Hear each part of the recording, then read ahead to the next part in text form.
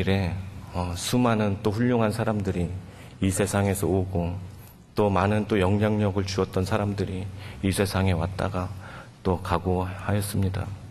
하지만 이 세상 그 어디에서 예수님보다 더욱더 큰 파장을 주고 이 세상을 떠났던 사람은 이 세상에 단 한 사람도 없습니다. 예수님께서 이 세상에 오셨을 때 동방 박사가 유대인의 왕이 난 곳이 어디냐 이렇게 물었을 때 헤롯 왕이 이 유대에 나 말고 또 다른 왕이 있단 말이냐? 이 말에 예수님은 애굽으로 피신을 가시게 됩니다. 그곳에서 지내시다가 헤롯 왕이 죽었다는 소식을 듣고 다시 고향으로 돌아오게 됩니다. 그곳에서 어린 시절을 보내시고 또 공생애를 시작하시게 됩니다. 이스라엘 백성들에게는 메시아를 너무나도 오래 기다렸던 그 이스라엘 백성들에게 예수님의 그 행적들은 이스라엘 백성들이 감당할 수 없는 너무나도 큰 파장이 이스라엘 백성들에게 갔었습니다. 그냥 하나님의 아들, 그분이 이 세상에 온 것, 그것만 해도 우리들에게는 감당할 수 없는 그런 이슈인데 예수님이 그 제자들과 함께 다니시면서 수많은 구름 같은 관중을 몰고 다니시면서 병든 자들을 고쳐주시고 또 눈먼 자들을 고쳐주시고 또 저는 자들을 걷게 하시고 귀신 들린 자를 쫓아내주시고 또 죽은 자까지 살리신, 무엇보다도 하늘 보좌를 버리고 이 세상에 오셔서 나와 또 여러분들을 위해서 이 세상에 오셔서 죽으셨다는 것, 그 자체 하나만으로도 우리는 감당할 수 없는 은혜이고 감당할 수 없는 우리들의 영광이고 감당할 수 없는 이슈임이 분명합니다. 그 당시 종교 지도자들에게 그 예수님의 그 행적들은 그들에게는 눈에 가시거리가 됐었습니다. 그래서 그들은 결국은 예수님을 죽이기로 작정을 합니다. 사실 성경을 쭉 읽다가 보면 공간복을 쭉 읽다가 보면 예수님의 죽음이 예수님이 언급하지 않으셨던 것은 아닙니다. 예수님의 죽음을 제자들에게 수차례 언급하십니다. 그런데 그때마다 제자들의 반응은 우리가 이상하리만큼 좀 냉담합니다. 그런데 그것도 이해가 되는 것이 예수님이 내가 언제 또 어디서 어떻게 죽을지를 제자들에게 자세히 알려주시지 않으셨어요. 그런데 오늘 우리들이 살펴본 마가복음 14장에는 예수님이 죽을 것을 마지막으로 예고를 하십니다. 바로 내일 모레, 즉 이틀 후면 예수님이 십자가 사건에 바로 처하게 되시는데 제자들의 반응은 우리들이 이해할 수 없을 정도로 참 냉담합니다. 이렇게 제자들이 예수님의 죽음에 대해서 아무것도 하지 않고 있을 때 다른 한 곳에서는 예수님을 죽이려고 그 계획이 너무 빠르게 진행이 됩니다. 그 당시 대제사장들과 그 다음에 그 종교 지도자들 또 백성들의 제사장들 그 사람들이 가야바의 뜰에 앉아서 예수님을 어떻게 죽일까 그들이 논의하기 시작합니다. 과연 어느 때가 예수님을 잡아 죽이기 가장 적기인가 그들은 논의를 했겠죠. 틀림없이 그들은 정탐꾼들을 분명히 보내서 예수님이 어디서 무엇을 하는지 무엇을 하고 돌아다니는지를 정보들을 굉장히 많이 수집했을 것 같아요. 그리고 그 정보를 수집해서 이날이 좋겠구나, 밀란이 일어나지 않는 이날 예수님을 잡아 죽여야겠구나라는 생각을 하게 됩니다. 예수님은 이 상황을 아시는지 모르시는지 예수님은 제자들과 함께 베다니에 있는 시몬의 집에 가서 저녁 식사를 하게 됩니다.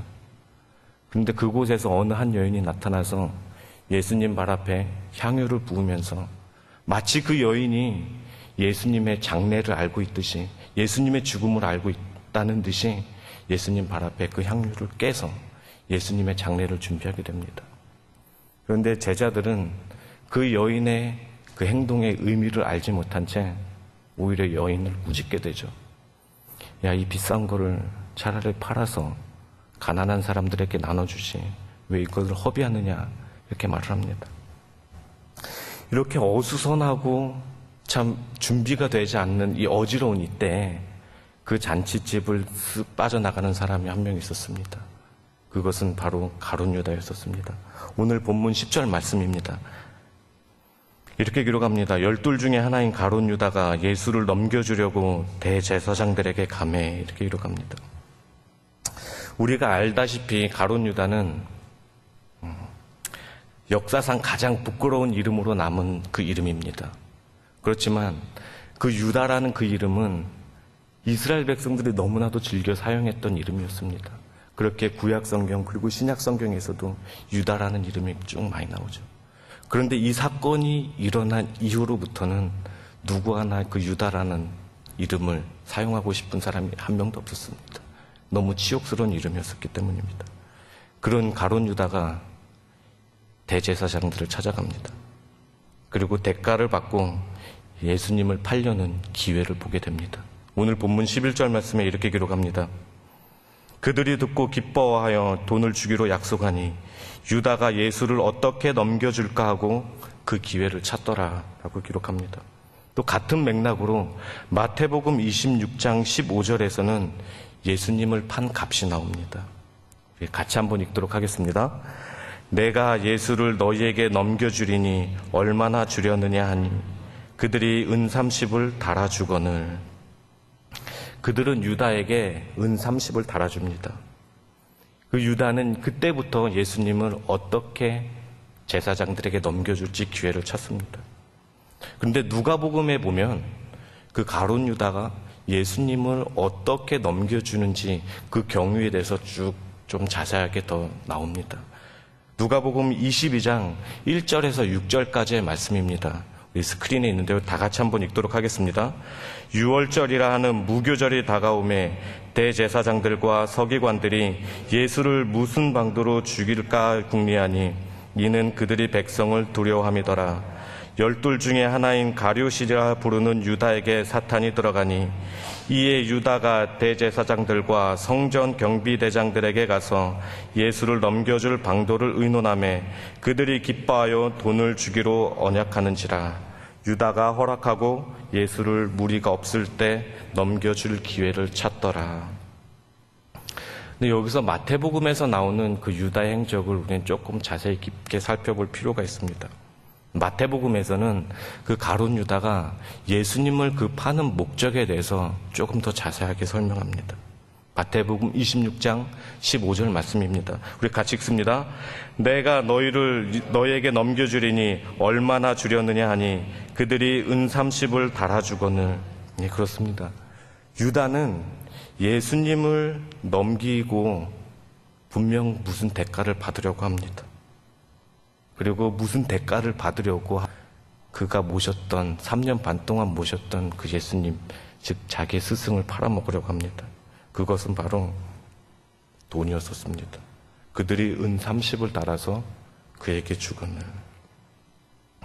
예수님을 잡아 죽이어서 그것이 성공했을 때 그들이 가룟 유다에게 돈 은 30을 주겠다는 것이 아닙니다. 그것이 성공할지도 모르고 실패할지도 모르는데 그들이 가룟 유다에게 은 30을 덥석 안겨줍니다. 아직 넘겨주는 일은 아직 시작도 하지 않았는데 그들이 바로 유다에게 돈을 넘겨줍니다. 그러니까 마태복음에 의하면 철저하게 그는 돈을 중심으로 한 거래가 이루어지고 있었던 것입니다. 그런데 조금 여기서 나오는데 조금 재밌는 사건이 하나가 나옵니다. 그것은 가룟 유다가 예수님을 팔았던 그 돈 값이 그 당시에는 종 한 명의 값이라고 합니다. 그가 3년 반 동안 모셨던 그분, 그가 예수님이라고 믿었던 그분, 하나님의 아들이라고 믿었던 그분을 어떻게 종 한 명의 값하고 바꿀 수가 있겠어요? 근데 많은 사람들이 말하죠. 돈이 나쁜 건 아니라고. 예, 맞습니다. 근데 그 돈을 잘못 사용하면 나쁜 거라고 말하죠. 그런데 리차드 포스터는 이렇게 말합니다. 돈은 단순히 중립적인 교화의 수단이 아니라 그 자체가 생명을 가지고 있는 힘이라는 사실을 망각해서는 안 된다라고 말합니다. 가룟 유다는 예수님과 돈, 그 사이에서 돈을 택했던 인물입니다. 예수님을 자기 인생의 주인으로 택하지 않고 그 돈을 택했던 대표적인 인물이에요. 그리고 그것을 아주 자세히 보여주는 예가 있습니다.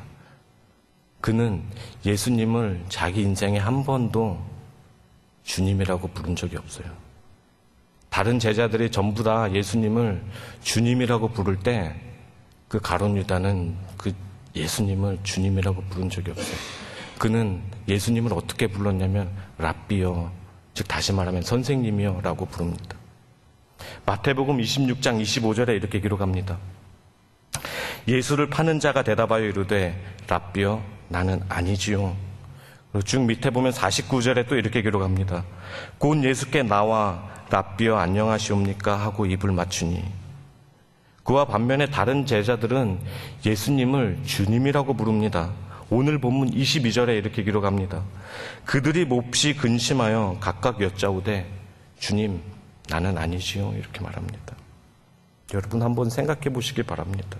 분명히 다른 제자들은 주님 나는 아니지요 이렇게 말하고 있는데 유독 신기하게 가룟 유다만 랍비여 선생님 나는 아니지요 이렇게 말을 합니다.